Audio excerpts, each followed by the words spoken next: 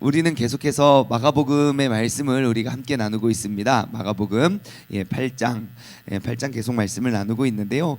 저는 사실 오늘 그 22절부터 26절 말씀이 조금 이해가 되지 않는 부분이 있었어요. 갑자기 그 예수님께서 맹인을 고치시는데 항상 한번 예수님 한번 딱 기도하시면 다 낫거든요.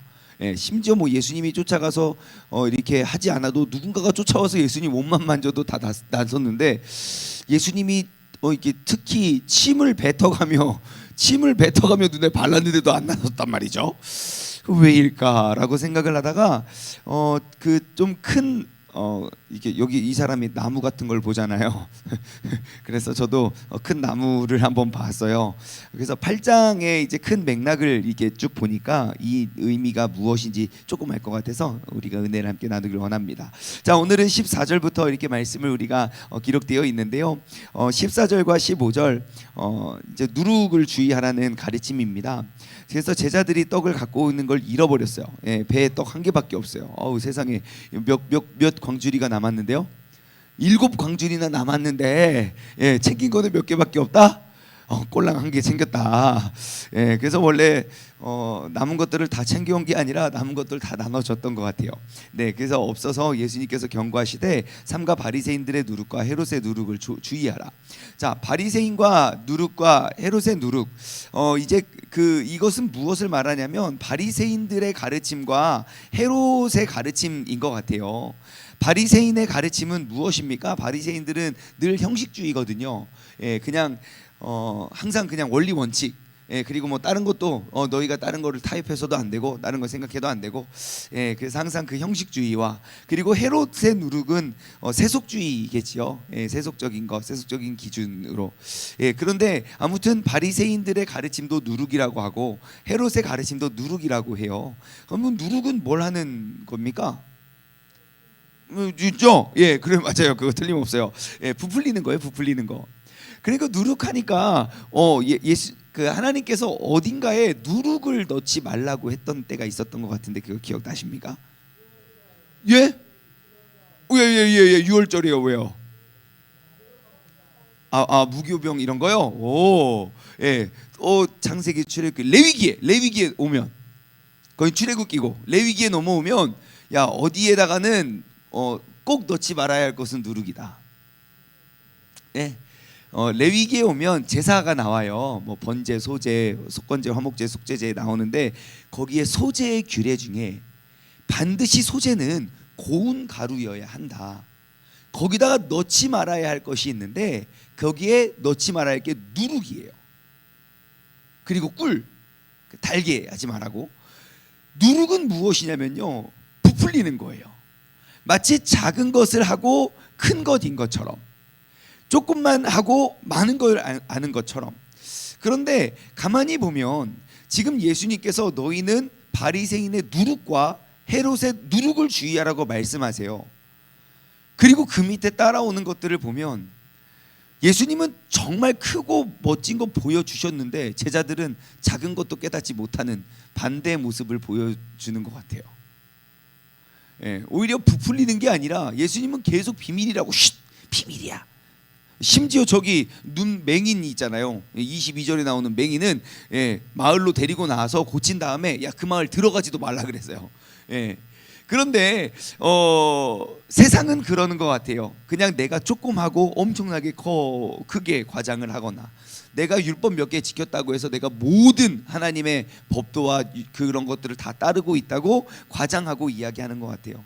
근데 가만히 보면 우리도 신앙생활 가운데 이 누룩을 주의해야 될 것 같아요. 왜냐하면 지난주 주일날에도 잠깐 말씀을 드렸지만 우리가 신앙생활을 하면서 얼마나 많은 누룩들이 있는지 몰라요. 소문은요 누룩입니다. 소문은 누룩이다. 시작. 그냥 이렇게 한 개만 말하면요 막 그게 엄청나게 커져요. 그러니까 우리가 누룩을 주의하며 우리가 진짜로 항상 따지는 기준이 있었으면 좋겠어요. 지금 이것이 성경적인가 비성경적인가. 예, 내가 지금 들리는 이 말이, 지금 이 험담이, 혹은 뭐 이 사건이 이게 굉장히 성경적인가 아니면 비성경적인가, 그것들을 구분해서 본다면 여러분, 우리는 누룩을 주의할 수 있을 것 같아요. 그러므로 우리가 우리의 신앙생활 가운데 누룩, 그 누룩을 주의하여 우리가 주님의 말씀대로 살아갈 수 있는 지혜자가 되기를 소망합니다. 너무 소문을 믿지 마시고, 또 너무 막 부풀려진 거에 속지 마시고, 또 부풀려진 감정에 또 넘어지지 마시고, 우리가 항상 하나님의 말씀을 붙잡고 살아갔으면 좋겠습니다. 자, 16절부터 21절 말씀 보시면요, 우리가 예수님께서 무엇을 좋아하시는 것과 예수님이 무엇을 싫어하시는지 우리는 명확히 알 수 있습니다. 예수님께서 무엇을 싫어하십니까? 예수님께서 명확히 싫어하시는 건 뭐예요? 16절과 17절에 보면 예수님께서, 17절에 보시면 예수님께서 무엇을 싫어하시는지 명확히 알 수 있을 것 같아요. 뭐예요? 예수님께서 알았어요. 뭘 알았어요? 야, 니들이 어찌 떡이 없으므로 수근거리느냐. 그러고 봤더니 16절에 제자들이 서로 수근거리고 있어요. 예수님이 싫어하시는 게 뭡니까? 수근 거리는 거예요. 근데 그 수근은 뭐 어디로부터 왔습니까? 왜 수근거리기 시작했어요, 제자들이? 예? 걱정, 염려, 근심. 야, 우리 주님이. 예, 걱정, 염려, 근심이 그들을 수근거리게 만들었죠. 예수님께서 진짜 싫어하셨던 게 그 수근거림이에요. 복음서를 보세요. 그 바리새인들과 서기관들이 막 뒤에서 수근거리니까 예수님 그거 다 아시고, 그들의 마음을 아시고 그것에 대해서 다 지적을 하시고 가르쳐 주세요. 제자들도 마찬가지예요. 염려가 앞서면요, 항상 수근거려요. 예수님이 앞서면요, 믿어버려요. 여러분들은 수근거리는 사람입니까? 믿는 사람입니까? 말하면서도 조금 입이 잘 안 떨어지죠? 아멘, 아멘.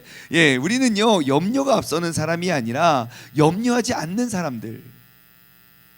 우리가 항상 염려하며 수근거리는 사람이 아니라 그냥 믿으면서 담대히 나아가는 사람들이 되기를 주님의 이름으로 간절히 소망합니다. 여러분, 제자들이 수근거림을, 자, 중요한 사실이 있어요. 제자들의 수근거림을 누가 알아차립니까?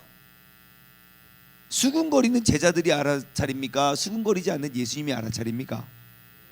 예. 내가 수근거리는 사람인지 어떻게 아는지 아십니까? 알아차리는 거 보면 알 수 있어요. 예? 내가 수근거리면 잘 안 들릴 수도 있고, 내가 수근거리지를 않기를 원하면 그것들이 들릴 수도 있어요. 제가 예전에도 한번 드렸던 말씀인데요, 제가 중학교 3학년 때부터 욕을 끊기 시작했습니다. 그 전에는 이제 욕이 왜 욕이 달죠.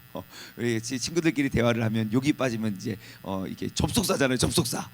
A의 사실과 B의 사실을 연결하기 위한 접속사로 우리는 항상 욕을 사용했었는데, 중학교 3학년 때 제가 아무리 생각해봐도 내가 하나님이어도 나 별로 복 안 주시겠더라고요. 너무 치사해요. 꼭 필요할 때만 하나님을 찾고, 시험 보기 전날과 매 맞기 전에, 매 맞기 바로 직전에, 그 전까지는 온갖 죄를 다 짓고 매 맞으러 가는 그 길, 집에 가면 난 죽었다, 그때만 기도를 막 해가지고 너무 치사한 것 같더라고요. 그래가지고 야, 내가 하나님이어도 야, 나 진짜 별로 안 이뻐하겠다 싶어가지고 무엇을 할까 하다가 이제 욕을 하지 말아야겠다라고 다짐을 했어요. 모든 욕을 다 끊는 건 아니고, 그 당시 제일 많이 썼던 아이들이, 그냥 요즘 애들도 그런 거 많이 쓰는지 모르겠는데, 옛날에 그냥 좋은 말은 아니지만 그냥 일상생활 속에 아이들이 많이 썼던 그러한 욕을 내가 오늘부터 이 단어를 쓰지 말아야지라고 딱 다짐을 했어요. 세상에 깜짝 놀랐어요. 제가 그 단어를 쓰지 말아야지라고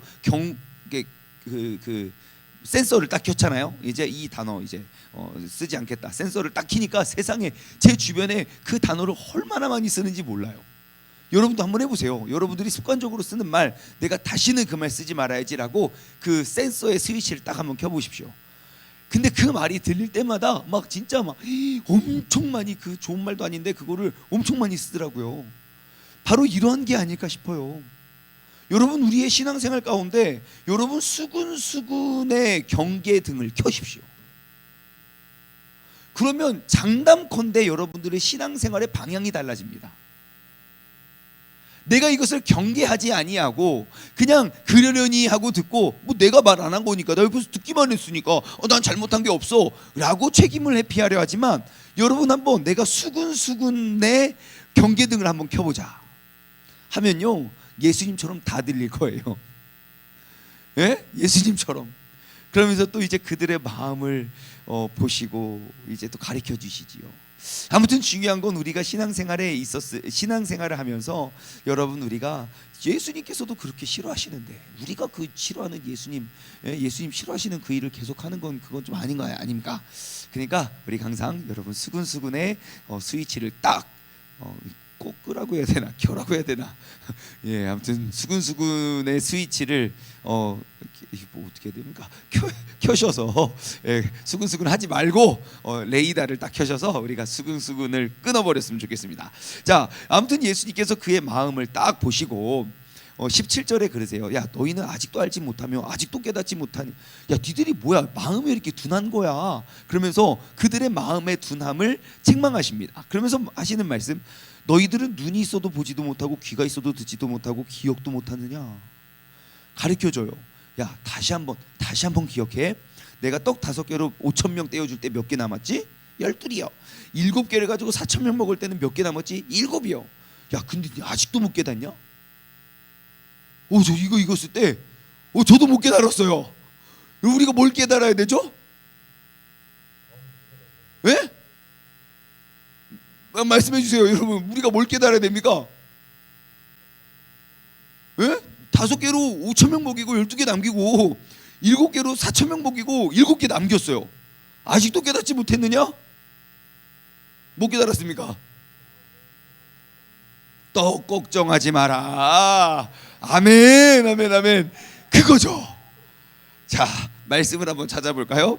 마태복음 6장 25절에서 34절 말씀 보면요 마태복음 6장 25절에서 34절이요 예, 우리가 깨달아야 할 것이 무엇일까? 예, 세상 걱정하지 말라는 거죠. 떡 걱정하지 말라는 거예요. 여기에 보면요, 마태복음 그 산상수훈의 말씀을 보면 주님께서는 이렇게 또 친히 알아듣기 좋게 설명을 해주세요. 그러므로 내가 너에게 이르노되 목숨을 위해서, 그러니까 생명을 지키기 위해서 우리가 하지 말아야 할 것과 해야 될 것이 있어요. 하지 말아야 할 것은 이거예요. 무엇을 먹을까, 무엇을 마실까, 몸을 위하여 무엇을 입을까, 뭐 하지 말래요? 염려하지 말라고요. 염려는 뭘 데리고 온다고요? 수근수근이를 데리고 온다고요. 항상 염려 뒤에는 수근수근이가 같이 댕겨요. 그래서 목숨이 음식보다 중하지 않고 몸이 계속 넘겨주셔야 됩니다. 목숨이 음식보다 중하지 않고 몸이 의복보다 중하지 아니하냐. 그러니까 진짜 중요한 게 무엇이냐를 보라는 거예요. 우리가 무엇을 입을까 먹을까 마실까를 붙잡느니라고 우리 목숨까지 잃어버리는 미련한 사람 아닙니까?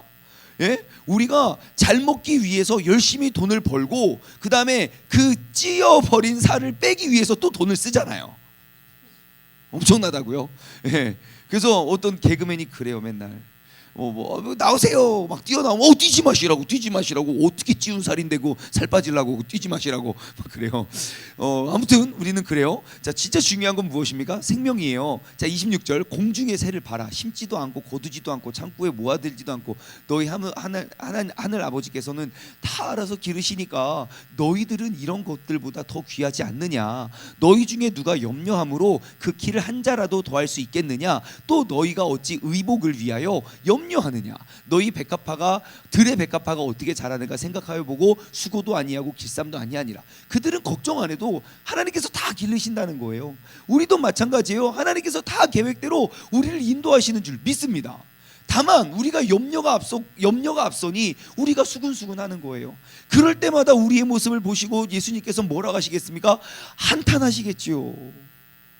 그리고 뭐라고 말씀하시겠습니까? 야 니들은 눈이 없냐 귀가 없냐 마음이 둔하냐 너 기억도 못하냐 내가 그 들풀도 입히시거늘 너희를 까보냐 그러실 것 같지 않습니까? 29절 계속 볼게요. 마태복음 6장 그러나 내가 너희에게 말하노니 솔로몬의 모든 영광으로도 입은 것이 이 꽃 하나만 갖지 못하느니라. 오늘 있다가 내일 아궁이에 던질 들풀도 하나님이 이렇게 입히시거늘 하물며 너희를 까보냐 믿음이 작은 자들아. 그러므로 염려하여 이르기를 무엇을 먹을까, 무엇을 마실까, 무엇을 입을까 하지 말라. 이는 다 이방인들이 구하는 것이라 너희의 하늘 아버지께서 이 모든 것들이 너희에게 있어야 할 줄을 아시느니라. 근데 진짜 결론은 그 밑에 있어요. 그런즉 결론이에요. 너희는 먼저 그의 나라와 그의 의를 구하라. 먼저 하나님의 나라와 하나님의 의와 하나님을 믿어버리면 그 뒤에 따라오는 염려는 없어질 거라는 거예요. 그리하면 이 모든 것들을 너희에게 더하신대요. 먼저 그의 나라와 의를 구하면 우리가 염려하는 것들은 다 뒤따라온대요. 그러니까 복을 쫓으면 복은 도망가지만 복 주시는 하나님을 쫓으면 하나님은 복을 부어주신다니까요.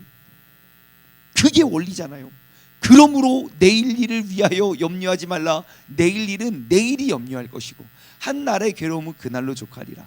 여러분, 내일 일은 누가 염려한대요? 내일이 뭔데요? 내일 일은 내일 염려하래요. 그러니까 오늘 11시 59분까지 염려하고 12시 되면 이제 염려 안 해야지, 그겁니까 지금? 그게 아니잖아요. 내일 일은 내일이 염려한대요. 내일은 누가 주는데요? 내일을 주시는 이가 주시겠지요. 그러므로 우리가 염려하지 말고 우리가 주님께서 나를 여기까지 이끌어 주신 그 은혜를 기억하고 생각하고 내게 베풀어 주신 그 은혜를 생각하여 보라. 그래서 그것을 기억하면서 우리가 믿음으로 나아갈 수 있는 지혜로운 자가 되기를 주님의 이름으로 간절히 소망합니다. 자, 제가 설교 시작에 말씀드린 것처럼 저는 22절부터 26절이 조금 어려웠어요. 아무튼 내용은 그래요. 벳세다에 가셨어요. 사람들이 맹인 한 사람을 데리고 예수님께 나와 손을 대어주시기를 구했는데 예수님께서는 그래서 손을 붙잡고 마을로 데리고 나가셨어요. 보통 손을 대면 나음을 입었거든요. 근데 손을 잡고 마을로 데리고 나가서 갑자기 느닷없이 눈에 침을 뱉어요. 퇴! 아니 뭐야? 이 뭐지? 끈적거리고 막 똥냄새 나는데 예수님의 똥냄새를 맡았던 그 사람이죠. 아무튼 눈에 안수하시고 무엇이 보이느냐 하니까 사람들이 보입니다. 근데 나무 같은 것들이 걸어다니는 걸 보나이다 그래요. 이 맹인이 어떻게 나무를 알았지? 저는 이 생각도 했어요. 본 적이 있어야 알죠. 저게 나무 같은 건지 뭐 기둥 같은 건지 전봇대 같은 건지 어떻게 알아요? 아무튼 알겠죠? 아무튼 나무 같은 것들이 보입니다. 그러니까 갑자기 예수님께서 다시 그를 안수함에 주목하여 보시더니 나와서 모든 것들을 밝히 보는지라 그래요. 이게 조금 이해가 되지 않더라고요. 갑자기 왜 예수님은 이게 능력이 부족했나? 아니면 쉽게 생각해서 이 맹인의 믿음이 부족했나? 그러다가 본문을 더 크게 보니까 이게 뭔지, 이 맹인이 누군지 알겠더라고요. 여러분 보세요. 지금 8장 14절부터 누구를 가리키죠? 예수님이 제자들을 가리켜요. 그리고 내일 본문 말씀인데요, 8장 27절부터 또 계속 보면 예수님이 누구를 가리키는지 알 수 있어요. 누구를 가리키고 있나요? 계속 제자들을 가리키고 있어요. 제자들을 가리키던 맥락 속에 지금 이 맹인을 고치는 그 이야기가 기록되어 있어요. 근데 그 제자들 이 맹인의 이야기는 무엇입니까? 내가 그를 보게 할 수 있는데 눈을 떠라라고 했는데 처음에는 그 눈이 한 번에 뿅 떠지지는 않고요. 그냥 그 눈이 그냥 희미하게 보였다가 뭐 나무 같은 게 보였다가 다시 기도하니까 그들이 나섰단 말이에요. 그거 보니까 여러분 지금 이 맹인이 누구인 것 같습니까? 분명히 예수님의 능력을 보고도 보지 못하고 들어도 듣지 못하고 뭔가 선명하게 보지 못하고 어렴풋이 알았던 제자들이 보이지 않나요? 보여주고 들려줘도 보지 못하고 듣지 못했던 제자들. 예수님은 그들에게 가서 다시 안수하십니다. 그때야 비로소 그들이 선명하게 보게 되죠.